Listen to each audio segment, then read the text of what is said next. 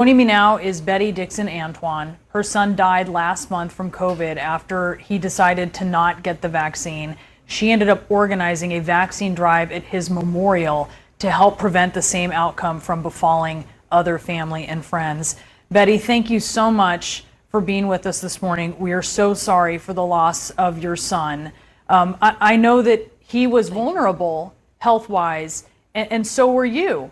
And so you decided to get the vaccine, yes, but he decided not to. Tell us why. Well, Brandon said he had done his research on the vaccine, and it was not enough research going on about the vaccine. So he was not going to get it until he knew for sure that it would work. Brandon had a lot of health issues, and I asked him to take the vaccine, and he told me no. I did, but he did not. And he came down with COVID. Can you tell us a little bit about what happened there and when you knew that this was going to be very serious for him? Brandon did not go to too many places. He had his food delivered. He had very few friends to come by.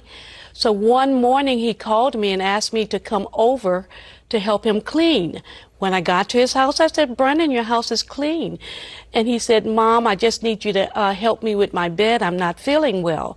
So I walked out of his bedroom to go and get the cleaning supplies, and he told me to call 911. And I said, "Call 911. He said, "I'm not feeling well." So this was unusual because Brandon would go to the hospital 2 and 3 times a year because of his health conditions. So when I called 911, they picked him up and took him to the hospital. I walked into the emergency room, and the doctor walked in after I did, and he said, "Mr. Haynes, you test positive for the COVID virus." I almost fainted because I know my child's chances of surviving were slim because of his medical issues. And so at what point, your worst fears were realized when you found out that he wasn't doing well? And you decided at that moment that you were going to take action. Can you tell me about that?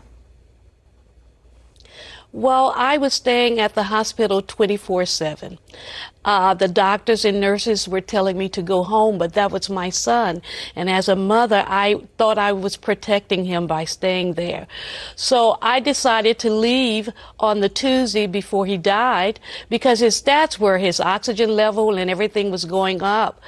I got home, went to bed, got up the next morning with a telephone call from the nurse at the hospital. She asked me, "Miss Antoine, are you at the hospital?" And I told her, "No, I was at home." She said, "Is anyone with you?" When she said that, I knew something was wrong. I said, "No, what's going on?" And she said, "Well, come to the hospital." So I live in a little town outside of Baton Rouge, Denham Springs, and the traffic is horrible in the morning. And I got on the interstate and the doctor called. He said, "Miss Antoine, are you on your way?" And I said, "Yes, I am." I said, "What's going on?" He said, "Just come on." I said, "Is he dead?" And the doctor said, "Come on, Miss Antoine." I said, "I've always been straight with you, and you've been straight with me. Is he dead?" And he said, "Yes, Miss Antoine, he's dead."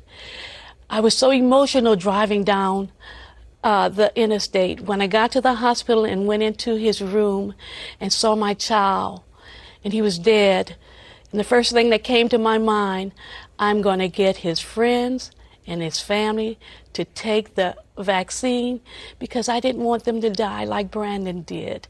I didn't want them to die without taking the vaccine. So I decided that I was going to ask his friends and families to take the vaccine in honor of him. I have a friend that I've been knowing for 52 years, and she is a retired nurse. So she is administering the vaccine for a hospital out in Baton Rouge. So I asked her to ask her supervisor, would they be able to come to Brandon's memorial? And they said yes. So I set up a clinic there, and we had 3 people to take the vaccine. And so what was the hesitance on their part before? Was it similar to Brandon's? And where did he get this idea that there wasn't enough research on the vaccine? Brandon, Brandon was a very bright and brilliant young man. So he had a lot of friends who believed in him and what he said. If Brandon said it, it's correct. And so he was telling his friends not to take the vaccine. And they did not until Brandon died. And then they started taking the vaccine after I asked them to. I had someone to call me this morning to tell me that they had taken the vaccine, the first shot. So it's working here. I'm not going to get to the people who are dead against the vaccine.